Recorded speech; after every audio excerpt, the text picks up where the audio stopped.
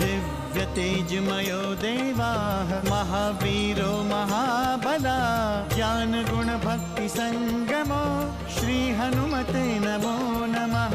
जय हनुमान संकट मोचन जय हनुमान। जय हनुमान संकट मोचन जय हनुमान। केसरी नंदन तिहु जगवंदन अंजनी सुत बलधारी।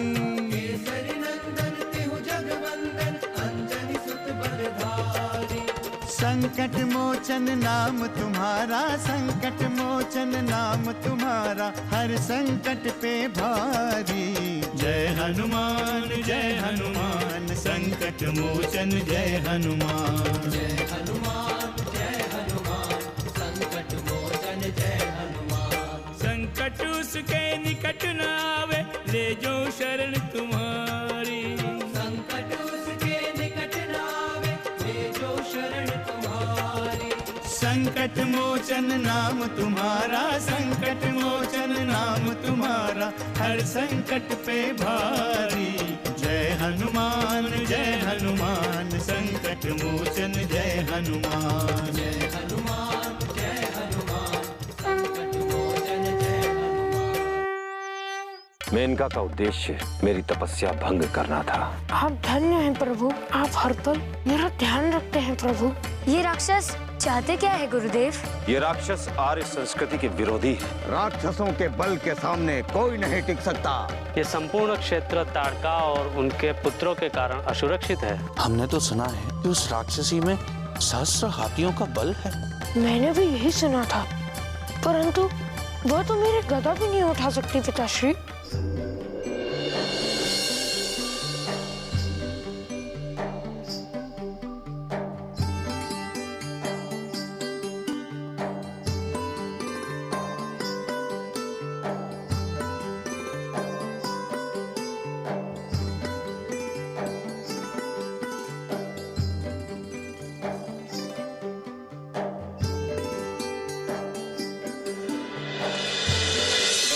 लगता है तुम दोनों थक गए हो। नहीं गुरुदेव, थकने का कोई प्रश्न ही नहीं है। और लक्ष्मण तुम? गुरुदेव, मेरी माता कहती है कि मुझे थकने का कोई अधिकार नहीं। यदि मैं थक जाऊंगा तो भ्राता राम की देखभाल कौन करेगा? अच्छा, ऐसा क्यों कहती है देवी सुमित्रा? माता सुमित्रा ने सदैव ही लक्ष्मण को ये शिक्षा दी है गुरुदेव। इसीलिए लक्ष्मण सदैव मेरे साथ होते हैं। मैं जानता हूं कुमार, इसी कारण मैंने महाराज दशरथ से केवल तुम्हें ही मांगा, क्योंकि मुझे ज्ञात था राम के साथ लक्ष्मण स्वतः आएंगे। चलो, अब कुछ क्षण पश्चात ही हम गंगा तट पर पहुंचने वाले हैं। गुरुदेव, महर्षि प्रज्योत ने कहा था कि इस मार्ग में बहुत राक्षस है, पर कोई दिखाई क्यों नहीं दे रहा? उचित समय पर वो अवश्य दिखाई देंगे। आओ।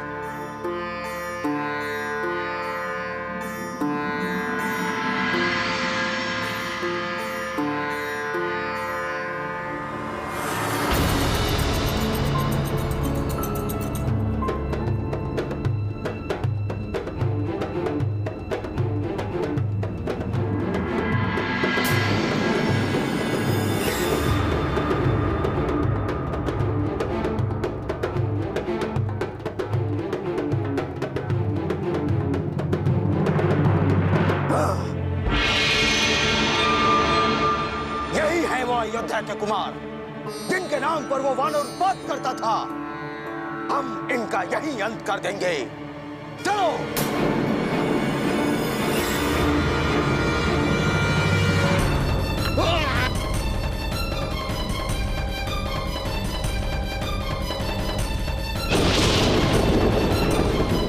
हमें कोई नहीं रोक सकता,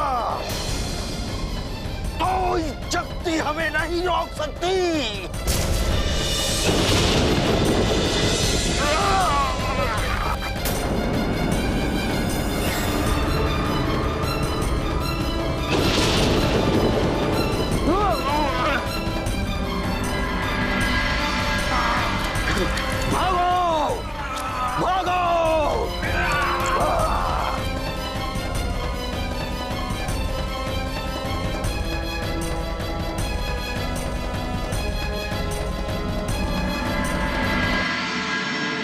यही है वो राक्षस।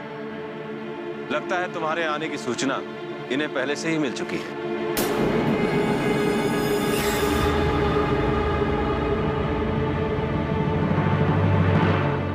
किंतु वो तो भागते जा रहे हैं गुरुदेव, जबकि उन्हें हम पर आक्रमण करना चाहिए।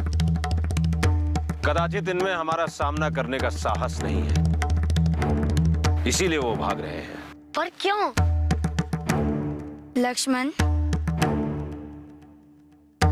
अधर्म में इतनी शक्ति नहीं होती कि वो धर्म का मार्ग रोक सके। अधर्म अपने आप में ही दुर्बल होता है, शक्तिहीन होता है। सत्य कह रहे हो वत्स। अब इन्हें इनका काल ही तुम्हारे पास खींच लाएगा। चलो। संकट मोचन जय हनुमान। उसका वध करना होगा वत्सराम। दाम दाम दाम दाम।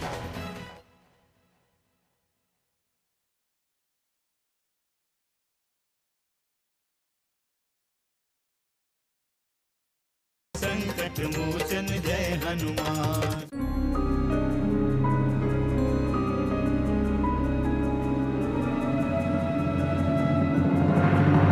क्या सूचना लाई उन बालकों के बारे में? मैं उनका अंत करने के लिए व्याकुल हो रही हूँ। माते, हमें उनके बारे में सारी सूचनाएं मिली। हमने उनका पीछा भी किया। क्यों भ्राता? हाँ, हमने उनका पीछा किया और वो हमसे डरकर गिर भी पड़े।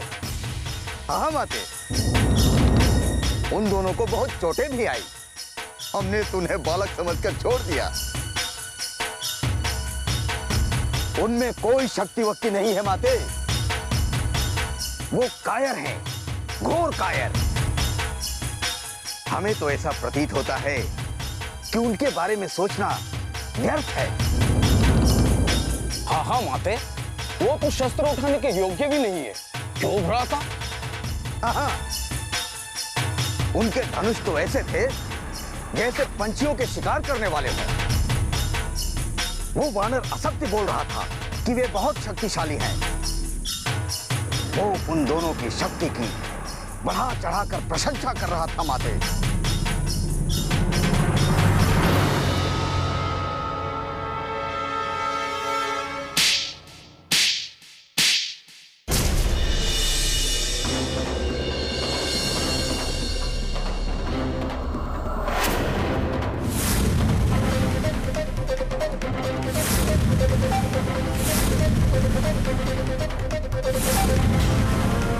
किसने कहा था उनका पीछा करने के लिए? बोलो, किसने कहा था? किंतु माते, आपने तो कहा था कि उनका पीछा करें। चुप रहो। मैंने उन्हें अपनी उपस्थिति का आभास दिलाने के लिए कहा था, न कि उन पर घात करने के लिए या उनके बल का अनुमान लेने के लिए। महर्षि विश्वामित्र ने कुछ अवश्य सोचा होगा, तभी उन्हें अपने साथ लिया है। वो इतना दुर्बल कदापि नहीं हो सकते कि तुमने उन्हें देखा और वो गिर गए। तुम मुझे भ्रमित नहीं कर सकते। किंतु माते, चुप रहो। असत्य से मुझे घृणा है। तार का पुत्र असत्य बोले, ये मुझे कदापि पसंद नहीं, कदापि नहीं।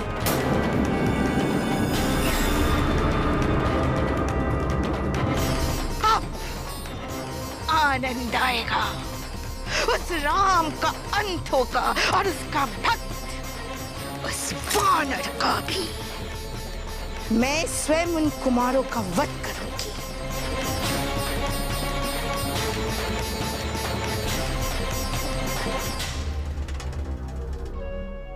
कितनी पावन है ये गंगा। मन और आत्मा दोनों को तृप्त करती है ये पवित्र नदी। गंगा के तट पर हमने अपार शांति का अनुभव किया है। नैमिषारण्य में मेरे निवास का मुख्य कारण ये गंगा ही है।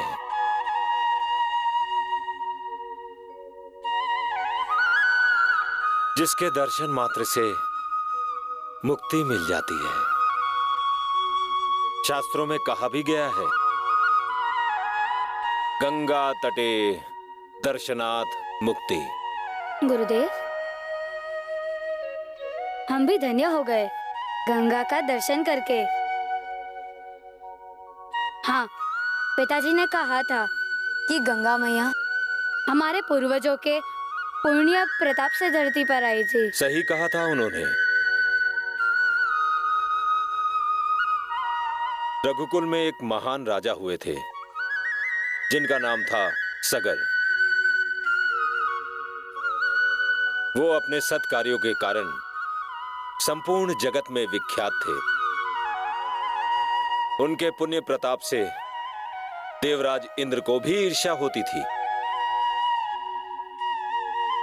एक बार की बात है, महाराज सगर ने एक अश्वमेघ यज्ञ का आयोजन किया।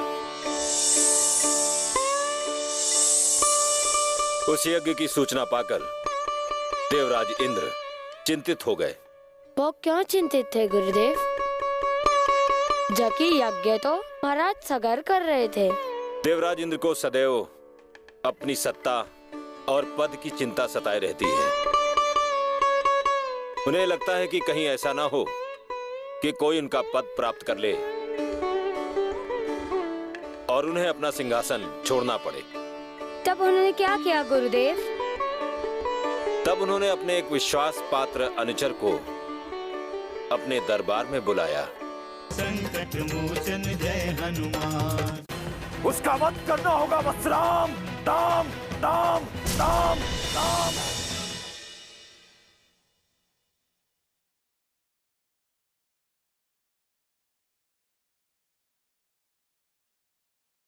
संकट मोचन जय हनुमान।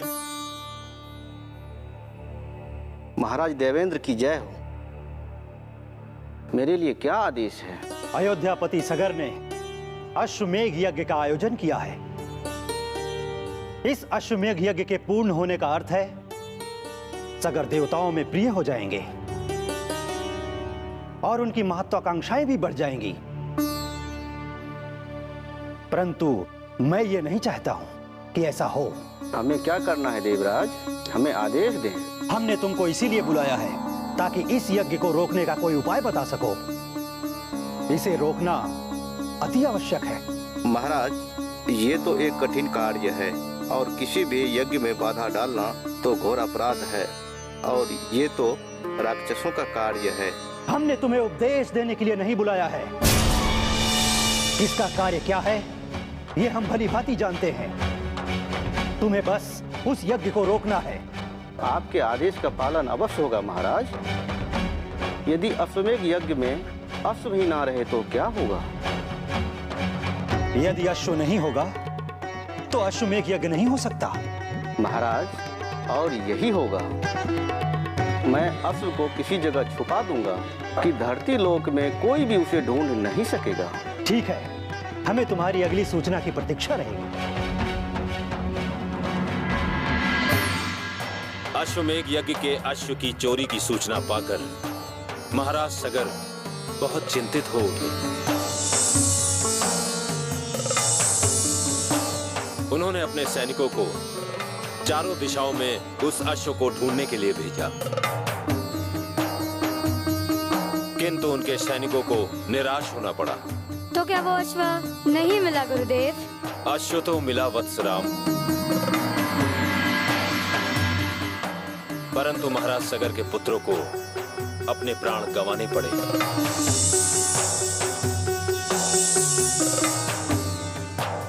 ऐसा क्या हुआ था गुरुदेव? क्या देवराज इंद्र ने?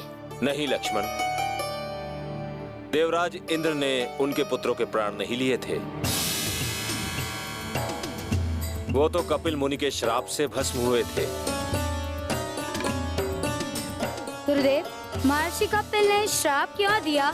ऐसा क्या अपराध कर दिया था हमारे पूर्वजों ने? जब महाराज सगर के सैनिक अश्व को ढूंढने में असफल हुए, तब महाराज सगर ने अपने पुत्रों को अश्व को ढूंढने के लिए भेजा। महाराज सगर के पुत्रों ने विशाल समुद्र को पार किया। समुद्र पार करने के पश्चात उन्हें एक विशाल गुफा दिखाई दी। उन्होंने उस गुफा में प्रवेश किया। वहां पर उन्होंने देखा कपिल मुनि तपस्या कर रहे थे और पास में ही अश्वमेघ यज्ञ का अश्व बंधा हुआ था। महाराज सगर के पुत्रों ने समझा कि वो अश्व कपिल मुनि ने छिपाया है। उन्होंने बिना विचार किए कपिल मुनि का घोर अपमान किया। अपने अपमान से क्षुब्ध होकर कपिल मुनि अत्यंत क्रोधित हुए और अपने तेजो बल से उन्होंने सगर पुत्रों को भस्म कर दिया।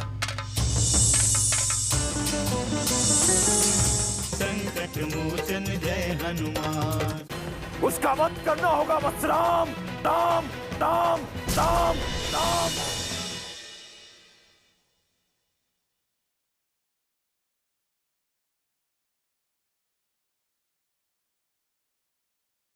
संकट मोचन जय हनुमान। अपने पुत्रों की अकाल मृत्यु की सूचना पाकर महाराज सगर अत्यंत व्यथित हुए। पूरा राजमहल शोक में डूब गया। अपने पुत्रों की अकाल मृत्यु के कारण अब महाराज सगर के लिए सबसे बड़ी समस्या उनके पुत्रों के उद्धार की थी। महाराज सगर के दुख से कपिल मुनि भी दुखी हुए, किंतु वो कर भी क्या सकते थे। तब उन्होंने महाराज सगर के पुत्रों के उद्धार के लिए गंगा को धरती पर अवतरित करने का परामर्श दिया। कपिल मुनि का परामर्श पाकर महाराज सगर ने वर्षों चतुरानन ब्रह्मा की तपस्या की और ये तपस्या कई पीढ़ियों तक चली। भागीरथ की कठोर तपस्या से प्रसन्न होकर चतुरानन ब्रह्मा प्रसन्न हुए और उन्होंने गंगा को धरती पर अवतरित होने का निवेदन किया। गंगा ने चतुरानन ब्रह्मा का निवेदन स्वीकार कर धरती पर अवतरण लिया। किंतु अब सबसे बड़ी समस्या ये थी कि गंगा के वेग को ये धरती सहन नहीं कर सकती थी। तब भगवान शिव ने उनकी इस समस्या का समाधान किया। भगवान शिव ने गंगा को अपनी जटा में धारण किया और इस धरती पर उतारा। इस पतित पावनी मोक्षदायिनी सर्व पाप नाशनी गंगा को इस धरती पर लाकर रघुकुल ने अपने पूर्वजों का ही नहीं अपितु समस्त सांसारिक प्राणियों का उद्धार किया है। अपने पूर्वजों की इस परंपरा को अब तुम्हें आगे बढ़ाना है। गुरुदेव, अयोध्या से विदा करते हुए पिताजी ने हमें एक आदेश दिया था कि हम आपको गुरु और पिता दोनों मानकर आपकी आज्ञा का पालन करें। आपकी आज्ञा हम शिरोधार्य है गुरुदेव।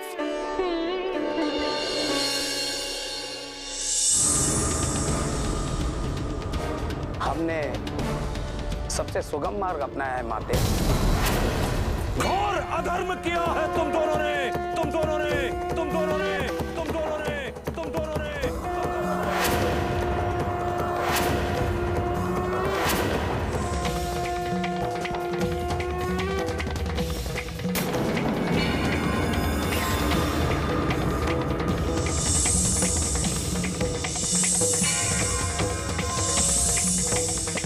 जिसे तुम सुगम मार्ग समझ रहे हो बहुत ही दुर्गम है ताड़का पुत्रों।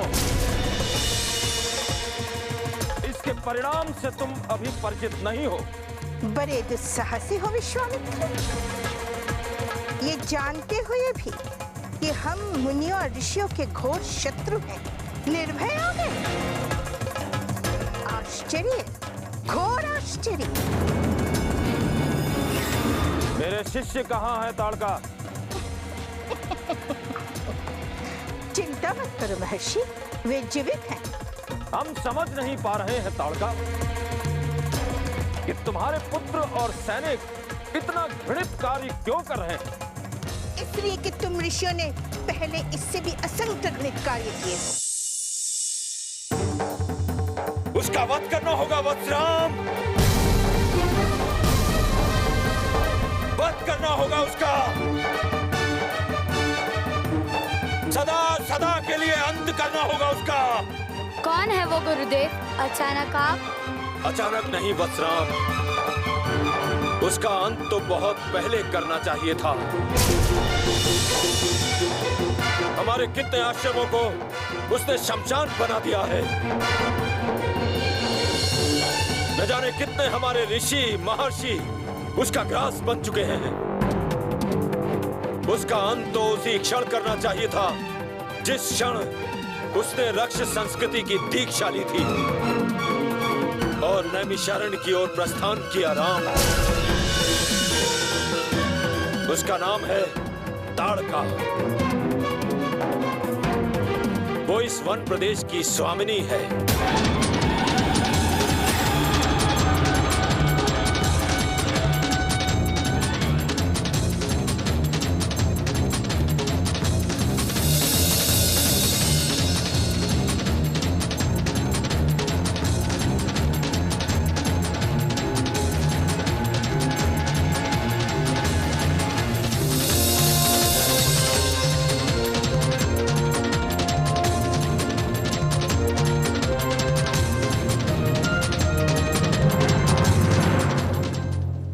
इस समय तुम्हारा एकमात्र धर्म है राक्षस वध। हनुमान जय हनुमान, असुर निकंदन जय हनुमान। मारुततुल्यवेगं जितेन्द्रियं बुद्धिमतां वरिष्ठं वातात्मजं वानरयूथमुख्यं श्रीरामदूतं शरणं प्रपद्ये।